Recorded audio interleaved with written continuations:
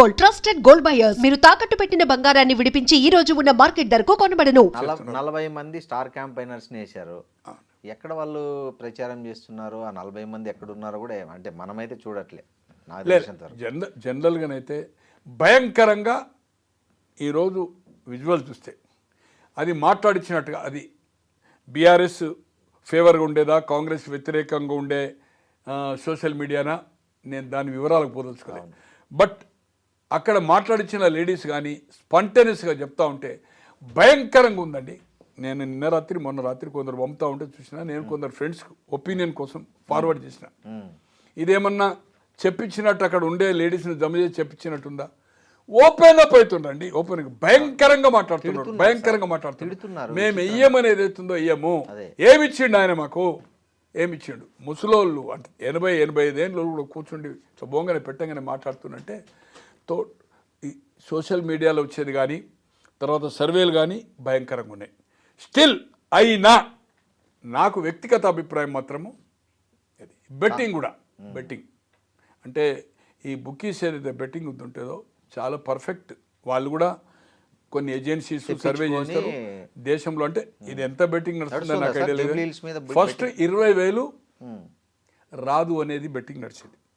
ఇది కాంగ్రెస్ రాదని, కాంగ్రెస్కి 20,000 రాదని బెట్టింగ్ కట్టాలి. రూపాయికి రూపాయి వస్తుందంటే 25,000 వస్తుందంటే తీసుకుంటారు 5,000. అది మొన్న సాయంత్రం వరకు నేనేదో కట్టాను. ఏదైతుందో 12,000 14,000 12,000 రాదని 14,000 అయితే వస్తుందని కట్టాలి. 2,000 మార్జిన్, అదేమో 5,000 మార్జిన్. ఓకే, మొన్నటి వరకు నేను ఆల్రెడీ 20,000 రాదని ఏదైతుందో హగ్ అమౌంట్ నేను ఏదైతుందో మీరు కట్టారు 10 lakhs నేను ఏదైతుందో ఫ్రెండ్లీలో ఏదైతుందో 10 lakhs కట్టాను. నిన్న నేను కాంగ్రెస్ అంటే ఫ్రెండ్లీగానే నిన్న ఏదైతుందో మొన్న చెప్పాను ఒక ముగ్గురికి చెప్తే, మొన్న ఎప్పుడైతే ఎట్లుంటుందంటే ఇది ఈవినింగ్ క్లోజ్ అయిపోతుందట. నాకు తెలియదు ఆ బుక్ సంగతి. నేను ఓడుతుందా గెలుస్తా కడతాను. తో 12,000 14,000 ఉంది. పొద్దున ఓపెన్ అవుతుంది అన్నారు. మొన్న రాత్రి రెడీ ఉన్నారు ఎవరో ఫ్రెండ్ అన్నారు. అంటే ఒక 5 lakhs ఏదైతుందో నేను 12,000 రాదు కాంగ్రెస్కు. మెజారిటీ 20 నుంచి 12 రాదు. వస్తుంది అనేది కాదు, నేను రాదు అనేది. అంటే దాని అర్థం నేను ఏదైతుందో కాంగ్రెస్ గెలుస్తుందనే ఉద్దేశంతో. గెలవడం ఓడవడం అనేది అది ఈ బెట్టింగ్ లెక్క ఉండదు. ఇది ఫ్రెండ్లీ లేకుండా ఉంటే మాట్లాడుకుంటారు. అలాగే బీజేపీ ఇక్కడ ఏదైతుందో చాలా పూర్ పర్ఫార్మెన్స్. అంటే దాంట్లో తిరిగే వాళ్ళతో నేను చాలా ఇంపార్టెంట్ వ్యక్తులతో మాట్లాడాను, 2-3తోటి. వాళ్ళు చెప్పేదాన్ని బట్టి మనకు ఉండే అవగాహన కానీ బిలో 10%. మ్యాక్సిమం పోలింగ్ అయితే ఇప్పటి వరకు ఈ 4-5 ఎలక్షన్లు చూసినప్పుడు 14 కానీ 18 కానీ 23 కానీ ఎప్పుడు మ్యాక్సిమం 53-54 50 లోపటినే. తో ఏదైతుందో ఎంత కాన్సన్ట్రేట్ చేసినా, ఎంత ఓటర్స్ను పట్టుకొచ్చి డబ్బులు ఇచ్చి పట్టుకొచ్చినా, కొన్ని ఇచ్చి ఆర్గనైజ్ 50 ఓట్లకు 100 ఓట్లకు స్ప్లిట్ చేసుకుంటున్నారు బీఆర్ఎస్ కానీ కాంగ్రెస్ కానీ. వాళ్ళని పికప్ చేసినా కూడా 60% ఓటు దాటదు. దాటినప్పుడు ఏదైతుందో 60 అంటే 240 అంటే 16% ఓట్లు రావాలి, డిపాజిట్ రావాలంటే. 16 అంటే దాదాపు 40,000 పైన వచ్చే పరిస్థితి లేదు. 32-40 క్వశ్చన్ లేదు. మ్యాక్సిమం 10 సింగిల్ డిజిట్ పర్సెంటే. బిలో 20,000 ఓటు ఉంటుంది. 20-23 సో దాంతో ఏమవుతుందంటే ఇక్కడ బీజేపీకి ఓటు వేస్తా అనుకునే వాళ్ళు, మోడీ మీద అభిప్రాయం ఉన్నవాళ్ళు, వేస్ట్ అయిపోతుందని ఆర్ఎస్ఎస్, విశ్వ Hindu Parishad, ABP, BJP committed వాళ్ళు ఎంత ఓట్లు అని వాళ్ళు ఓట్లేస్తారు. They will vote. ఇక్కడ ఉంటే ఓటుకు పోతారు, ఏదైనా పనులు ఉంటే తప్పితే. బట్ న్యూట్రల్ ఓట్, ఆ పార్టీ మీద అభిప్రాయం ఉన్నోళ్ళు కూడా, కాంగ్రెస్ మీద కోపం ఉన్న వ్యక్తులు కాంగ్రెస్ ఓడిపోవాలా, ఈ వాతావరణం కానీ ఈ హామీలు నెరవేర్చలేదు, విచ్చలవిడి మంత్రుల మీద క్రమశిక్షణ లేదు, మంత్రికి సెక్రటరీకి లేదు. అరే ఫ్యామిలీ మెంబర్సు మేము మా ముఖ్యమంత్రి దగ్గరికి ఫైల్ పట్టుకొని పోతే, మా వాళ్ళు పట్టుకొని పోతే ఏదైతుందో ఫైల్ చేయలేదు, మా నాయన మా అమ్మ ఏడుస్తుంది, నేను ఏదైతుందో ఓదార్చిన పొయ్యి అని పత్రికలకు చెప్పినాక అసలు గవర్నర్ దగ్గర ప్రమాణ స్వీకారం ఏం చేస్తాము? రాగద్వేషాలకు. ఫైల్లో ఏం ఎండార్స్ అవుతుంది, ఏ ఫైల్ పోతుంది, ఏం సంగతి అనేది ఫ్యామిలీ మెంబర్కి చూపుతారండి. చూపించకూడదు కదా, అది బహిరంగంగా చెప్తుండ్రు కదా. అదే కదా, ఆ ఫైల్ ముఖ్యమంత్రి దగ్గర పోతే చేయలేదని చెప్పి. అంటే ఈ విధంగా ఏదైతుందో మంత్రుల కీచులాట. ఉప ఎన్నికల సందర్భంలో ఏం జరిగింది? ఒక సెక్రటరీ ఏం చేసిండు జరిగింది. ఈరోజు వచ్చిన కథనం ఒకటి, ఒక సెక్రటరీని పోస్ట్ చేస్తే నీవు నా డిపార్ట్మెంట్కు రావద్దని చెప్పేస్తున్నాడు. అవును. చార్జ్ తీసుకున్నాకైతే కలవాలి కదా, మంత్రికి కలవాలి కదా. అవును. చార్జ్ తీసుకున్న ముందు వచ్చి కొందరు చార్జ్ తీసుకున్నాం కలుస్తారు అనుకోండి. So I'm not allow. ఎక్కడ ఉందా డిసిప్లిన్, ఎక్కడ ఉందండి? అదని తీర్చిపెట్టండి. నేను చెప్పడం కాదు, పత్రికలు వచ్చడం కాదు, సోషల్ మీడియా కాదు, ముఖ్యమంత్రి గారు స్వయంగా చెప్పింది కదా చిట్చాల్లో ఢిల్లీలో. నా సీటు గుంజుకోవాలని చూస్తుండ్రు, నాకు ఎవరు అది చేస్తలేరు, ఎవరు పని చేస్తలేరు, తను స్వయంగా చెప్పిండు కదా ఢిల్లీలో. చిట్ చాట్ అంటే మైకులు లేకుండా ఆఫ్ ద రికార్డ్. అవును. అప్పుడేమో ప్రింట్లో రాస్తారు, ఇప్పుడు ఎలక్ట్రానిక్ మీడియా కూడా స్క్రోలింగ్స్ ఇస్తున్నారు. చిట్ చాట్ అంటే తో ఈ విధంగా తో కంప్లీట్ కంట్రోల్ తప్పింది అడ్మినిస్ట్రేషన్ మీద. విచ్చలవిడి అవినీతి అయితే అబ్నార్మల్. అంటే నేను అసలు ఇంతవరకు 72 నుంచి హైదరాబాద్ వచ్చాను, సెక్రటరియట్ అసెంబ్లీ చుట్టూ తిరుగుతున్నాను. ఇంత మితిమీరిన కరప్షన్ మాత్రం చూడలేదు, ఇక చూడబోను. ఏ రాష్ట్రంలో కూడా ఇంత ఉండదు కావచ్చు. కొన్ని స్కాండల్స్ ఉంటాయండి, అది కాంగ్రెస్ పీరియడ్లో ఉండొచ్చు, మన ఆర్జేడీ దాంట్లో ఉండొచ్చు, ములాయం సింగ్ దాంట్లో ఉండొచ్చు, అక్కడ డిఎంకే ఉండొచ్చు, అన్నా డిఎంకే ఉండొచ్చు. బట్ గల్లీ స్థాయి వరకు ఏదైతుందో పోయిందండి. నేను జిల్లా చెప్పను, ఒక ఎమ్మెల్యే, సీనియర్ ఎమ్మెల్యే 35 కోట్లు ఖర్చు పెట్టిందని చెప్తున్నాడు. 25 అయితే మినిమం పెట్టాడు. కొబ్బరికాయ కొడితే సార్ వర్క్స్కు 2% అడుగుతున్నాడు సార్. 10 లక్షల వర్క్ ఆయన నియోజకవర్గంలో, 10 lakhs వర్క్ 2% ఇవ్వాలి. 20,000 కొబ్బరికాయ కొట్టడానికి పోతే అయిందా? తర్వాత బిల్లుకి మళ్ళీ పైరవే కదా. నేను బట్టి గారి దగ్గర ఫైనాన్స్ మీ దగ్గర చేయించితే బిల్లు పోయి అడిగితే చేయించాలంటే 10% నేను అక్కడ ఇవ్వాలని చెప్తున్నాడు. Is a well sound. ఆ జిల్లాని చెప్పను, ఫైనాన్షియల్లీ సౌండ్, బాధల బంది లేదు. 1,000 కోట్ల ప్రాపర్టీ ఉంది ఇప్పుడు, 100 కాదు, ఆయన ప్రాపర్టీ లెక్క పెడితే 1,000 కోట్లు. అట్లాంటి వాళ్ళు కూడా ఇట్లా 100 ఎకరాలు ఉంది. తో లాస్ట్ అనుకుంటున్నాడు. ఇక కాంగ్రెస్ పార్టీని భ్రష్టు పట్టిస్తున్నారు. మట్టి, ఇసుక, శాండు, బూడిద. అసలు దోపిడీ అంటే అసలు అన్ఇమాజినబుల్ దోపిడీ. ఇవన్నీ అధిష్టానానికి తెలియదు అంటారా? ఉన్నాయి కదా, రిపోర్ట్స్ ఉన్నాయి కదా, ముఖ్యమంత్రి గారి దగ్గర ఉన్నాయి కదా, ఇంటెలిజెన్స్ ఉన్నాయి కదా, అధికారులు విచారబడి. మంత్రి ఒక పని చెప్తే ఇంకో 4 ఆయన చేస్తున్నాడు. ఒక అధికారి గతంలో అతను ఈ వర్క్డే కలెక్టర్ హైదరాబాద్ రంగారెడ్డి చేసినాడు. కరెక్ట్. అవును. ఒక సెక్రటరీలో కూర్చున్నాడు. నేను ఒక వెళ్ళి ఏదైతుందో ఒక డిస్ట్రిబ్యూట్ సైట్ మీద కోర్టు అవన్నీ ఉన్నాయి. Is incharge HMDA. నేను పోయి కాంప్లైంట్ ఇచ్చినాక నా ముందు ఫోన్ చేశాడు, ఎవరికి లీగల్కు. ఫైల్ నా దగ్గర లేకుండా ఓపెన్ చేసి పంపాను. ఉండగా హెచ్ఎండిలో అదర్ పార్టీ, మేము కాంప్లైంట్ ఇచ్చిన పార్టీని పిలిచి 1 సైడ్ ఇచ్చి ఎవరైతే అక్రంగా లేఅవుట్ చేస్తుందో వాళ్ళకు పర్మిషన్ ఇచ్చారు. దాంట్లో 2-3 కోట్లు మారినాయని మాకుండే సమాచారం. ఆ నుంచి తీసేసారు. ఈరోజు ఐఏఎస్ ఐపీఎస్ల మార్పిడి ఎలా జరుగుతుందో మనం చూస్తున్నాం. 2 yearsలో 2-3 సార్లు మారుతుందండి సిటీ కమిషనర్. ఎప్పుడన్నా జరిగిందండి? లేదు. ఏ ప్రభుత్వంలో జరిగిందా? లేదు. ఏదో 2.5 years. నేను ఏంటంటే ఇటువంటిది ఇది ఏదో పబ్లిక్ ఓవరాల్ ఏ పార్టీ కమిటీ కాని ఓట్ల మీద ఇదంతా జరుగుతున్నది. ఈ ప్రచారం పడుతున్నది. మంత్రుల్లో సఖ్యత లేదు, కిచ్చులాట. మంత్రికి సెక్రటరీకి సఖ్యత లేదు. ఈరోజు ఒక మినిస్టర్, ఆయన డిపార్ట్మెంట్ ఎక్సైజ్, జూపల్లి కృష్ణారావు.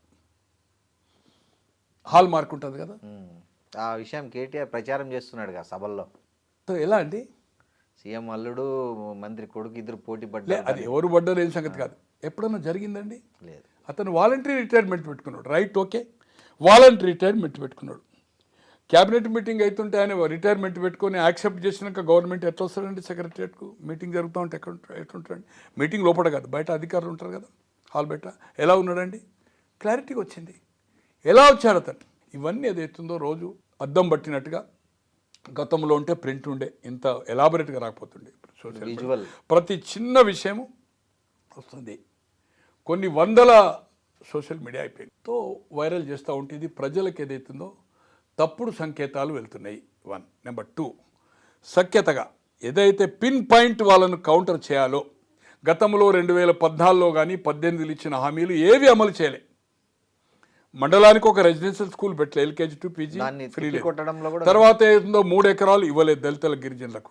మీ దగ్గర రికార్డు ఉంది కదా, ఎన్ని వందల కుటుంబాలకు ఇచ్చిండ్రు, ఎన్ని వేల ఎకరాలు ఇచ్చిండ్రు, 11,000 చిల్లర ఇచ్చిండ్రు, 600 కుటుంబాలకు ఏదో ఇచ్చిండ్రు. అట్లే ఏదైతుందో హుజురాబాద్ ఎలక్షన్లో ప్రతి దళితునికి ఉద్యోగం చేస్తాను కూడా 10 లక్షలు ఇస్తాం. ఎంతమందికి ఇచ్చిండ్రు ఒక హుజురాబాద్ ఎన్నికలు? దళిత బంధు. అవును. ఇవన్నీ చెప్పడం లేదు. రెండోసారి ఇచ్చింది 1 lakh రుణమైతే ఇడిచిపెట్టండి, అది అవసరం లేదు, జనరల్గా చెప్పాలి. ఎవరికన్నా ఎలక్షన్ మేనిఫెస్టోని 2018లో చూపుకుంటూ ఏ ఒక్కరికన్నా నిరుద్యోగానికి ఇచ్చిండ్రా? ఈరోజు మమ్మల్ని అడుగుతున్నారు 10 ఏళ్ళ నుండి ఇవ్వలేను, 2 ఏళ్ళ నుండి మేము 2 ఏళ్ళు మేము ఈ 3 ఏళ్ళ లోపల ఇస్తామని చెప్పు, ఇస్తావా ఇవ్వవా చెప్పు. తులం బంగారం కూడా మేము ఆలోచిస్తాం ఫైనాన్షియల్ పొజిషన్.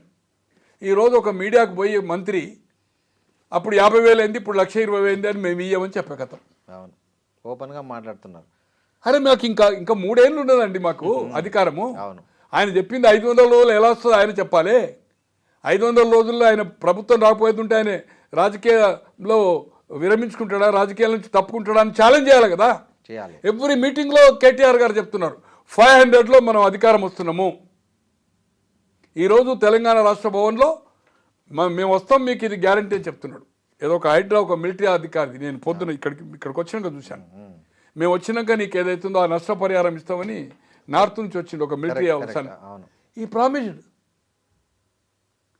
అరే మీరు ఇచ్చిన హామీలు చేయలేదు, ఇవి ఏం చేస్తున్నావు అని ఇది కౌంటర్ చేయవలసింది. ఇది ఈ హైడ్రా హైడ్రా ఇంకోటి మెయిన్ సైకలాజికల్గా ఏదైతుందో ఈ నియోజకవర్గం మీద ఇంకా హైడ్రా ఎక్కడ అటాక్ జరగలే, పక్కకు జరిగింది అనుకోండి, ఆ ఎఫెక్ట్ కూడా ప్రజల్లో ఏదైతుందో బాగా ఉంది. ఇక్కడ కూడా డిస్ప్యూట్ ల్యాండ్స్ ఉన్నాయి, ఇక్కడ కూడా గవర్నమెంట్ ల్యాండ్లో ఏదైతుందో ఇండ్లు వేసుకున్నారు, టెంపుల్ కట్టినరు, ఏమైనా పోతే అయినా ఆ భయం కూడా ఏదైతుందో హైడ్రాది కూడా ఏదైతుందో సైకలాజికల్గా ప్రతి వాళ్ళు హైదరాబాద్ ఎంటైర్ సరౌండింగ్ రంగారెడ్డి హైదరాబాద్ 100కి 70-80% ఏదైతుందో భయాందోళనలో ఉన్నారు. చెరువుల పక్కకో ఇదో మనం కొన్నది కరెక్ట్ కాదా అని భయాందోళన ఉన్నారు. దానికోసమే రియల్ ఎస్టేట్ కంప్లీట్ కొలాప్స్ అయిపోయింది. బయట నుంచి కొనేవాళ్ళు. నేను దాంట్లో అనుకోకుండా ఈ మధ్యకాలంలో ఒక ల్యాండ్ దాంట్లో ఒక బొమ్మరాజ్పేట అని ఒక 920 acres తిరుగుతున్నా కదా, అసలు కొనడానికి అనేది కాదంటే నేను కొన్ని వందల మందికి నేను అక్కడ ఉండేది అవుతుందో అక్కడ లియోనాలో ఉన్నాను, పక్క అలంకృతాలు కొన్ని వందల మందికి పెట్టాను. ఇప్పటి వరకు ఏ ఒక్కరు కూడా మార్కెట్ కంటే కూడా 50% తక్కువ, అంటే పక్కలో జరుగుతున్నదంటే 30,000 20,000 నడితే కూడా కొనడానికి ముందుకు రావడం లేదు. దే ఆర్ అఫ్రేడ్ అంటే అది క్లియర్ కాలేదు అనుకుంటే క్లియర్ త్వరలోనే అయిపోతుంది. సో భయపడతా ఉన్నారు. నా మిత్రులు మంచి బిల్డర్లు వాళ్ళందరికీ వాకప్ చేశాను, ఇచ్చాను, చూశారు, అన్నీ చేశారు, వెరిఫికేషన్ చేసుకున్నారు, అయినా కూడా ముందుకు రావడం లేదు. ఇవన్నీ కారణాలు ఏదైతుందో ఏది ఏమైనా ఇప్పటికైనా ముఖ్యమంత్రి గారు ఏదైతుందో ప్రాపర్గా కౌంటర్ చేయవలసిన అవసరం ఉంది. మంత్రులు కాంగ్రెస్ నాయకులు కాదు, ఇన్ఛార్జీలు కాదు, డోర్ టు డోర్ ఏదైతుందో మానిటరింగ్ చేయాలా. ఒక విజిలెన్స్ ఫోర్స్ లెక్క ఎవరైతే ఆ డివిజన్ ఇచ్చిండ్రో డివిజన్ ప్రతి డోర్కు ప్రచారం చేస్తుండ్రా లేదా దాన్ని ఏదైతుందో విత్ వాట్సాప్లో ఉంది, you send the photographs immediate ఏ ఇంటికి పోయినరు ఏ టైంలో అనేది మొత్తం ఏదైతుందో మీరు గాంధీ భవన్కు ఫార్వర్డ్ చేస్తామండి, వాళ్ళు ఆటోమేటిక్గా మానిటరింగ్ అయిపోతుంది కదా. ఇది సీరియస్గా ఏదైతుందో వాళ్ళు మాట్లాడేదాన్ని వాళ్ళ పత్రికల్లో వచ్చిన నమస్తే తెలంగాణ కావచ్చు, వాళ్ళకు సపోర్ట్ చేస్తున్న సోషల్ మీడియా కావచ్చు, లేకపోతే టీ ఛానల్ కావచ్చు, దాన్ని కౌంటర్ చేయండి మీరు. ఆటోమేటిక్గా మీకు పబ్లిసిటీ వస్తుంది, మీకు సోషల్ మీడియా ఉంది, మీకు పత్రికల్లో వస్తుంది.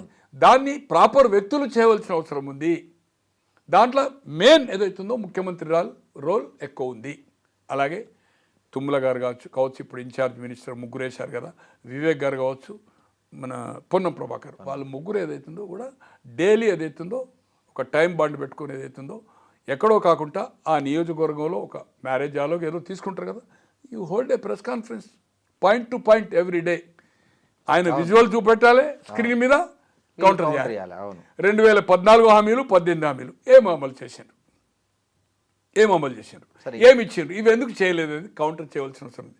ఏది ఏమైనా మీరు అడిగిన దానికి సర్వేలు మాత్రం భయంకరంగా ఉన్నాయి.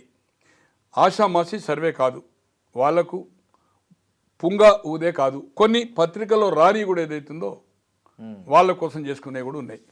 ఈవెన్ బ్యాలెట్ చేసిన వాళ్ళది కూడా నేను ఒకటి బ్యాలెట్ కూడా చూశాను. బ్యాలెట్ సర్వే కూడా 1800 బ్యాలెట్, దాంట్లో కొన్ని ఫోటోగ్రాఫ్స్ పెట్టి 3 మెయిన్ పార్టీలు అనుకోండి, BJP and Congress and BRS, other ఎవరో పెట్టినట్టుంది. నేను అనుకుంటున్నా మరి ఎవరికి పెట్టారో ఒక ఫోటో అయితే పెట్టారు, 4-5 ఫోటోలు పెట్టారు. ఫోటోలు పెట్టి బ్యాలెట్ ఏది మనం సేమ్ బ్యాలెట్ ఎట్లుంటుందో బ్యాలెట్, అవి కూడా నేను చూశాను. పర్సనల్గా నేను చూశాను. చూసిన దాంట్లో కూడా వెరీ క్లారిటీ ఉంది. అండ్ ఎవరైతే సర్వే చేసిండ్రో సర్వే హెడ్స్కి ఏదైతుందో వాళ్ళ ఇంట్లో వాళ్ళ దగ్గర కూర్చున్నప్పుడు ఏదైతుందో కొన్ని సిస్టమేటిక్స్ ఉంటాయి. ఎక్కడ పడితే అడిగి మైక్ పడగరు, వాళ్ళ టైము, నీ క్వశ్చన్స్ మెల్లగా వాకప్ చేసి ఒకటేసారి నువ్వు ఎటేస్తావు అని ఒకటి అడగరు. దే విల్ టేక్, దానికి ఒక కొత్త బద్దు ఉంటుంది, వాళ్ళకి ట్రైన్ చేస్తారు. అంటే సిస్టమేటిక్ చేసేవాళ్ళు. ఈ కేకే సర్వే మీద బాగా ట్రోల్ చేస్తుంది కాంగ్రెస్ కూడా. హరీష్ రావు పక్కన ఒక ఫోటో ఉంది, మీరంతా మ్యాచ్ ఫిక్సింగ్ అన్నట్లుగా. నేను అనుకోను కదా, అంటే కొన్నిట్లో చూశాను, 2-3 చెప్పిన తర్వాత నేను ఎక్కువ అబ్జర్వ్ చేయలే. పేడ్ 2 కోట్ల 3 కోట్ల ప్యాకేజ్ అని ఐ డోంట్ థింక్. ఒక్క ఉప ఎన్నిక కోసం ఒక ఉప ఎన్నిక కోసము అతను అమ్ముడు పోయి, అతనికి ఇంకా బ్రైట్ ఫ్యూచర్ ఉంది.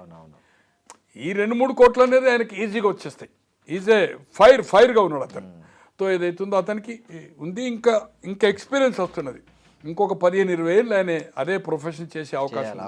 బట్ నేను అనుకోను కదా, అంటే అతను ఏదైతుందో ఈ సర్వే చేసేది అవుతుందో ఆ విధంగా చేయదు. బట్ కొంచెం ఈజీ పర్సన్ ఇస్ ఒక క్రియేటివిటీ ఉండాలంటే అగ్రెసివ్ ఉంటాడు. బట్ ఏది చూసినా కూడా అంటే న్యూట్రల్. నాకు తెలిసిన ప్రకారము పోలీస్ అధికారులది కానీ, నేషనల్ లెవెల్లో చేసిన నా ఒక మిత్రుంది కానీ నెంబర్ 5లో ఉంటాడు. 1, 2, 3, 4, 5 హైయెస్ట్ పేడ్ ఎవరైతే సర్వేకు పిల్లలు పోతారో. మీకు హిమాచల్ ప్రదేశ్ ఎట్లుంటే తెలుసు కదా, గుట్టల మీద నడుచుకుంటూనే పోవాలి.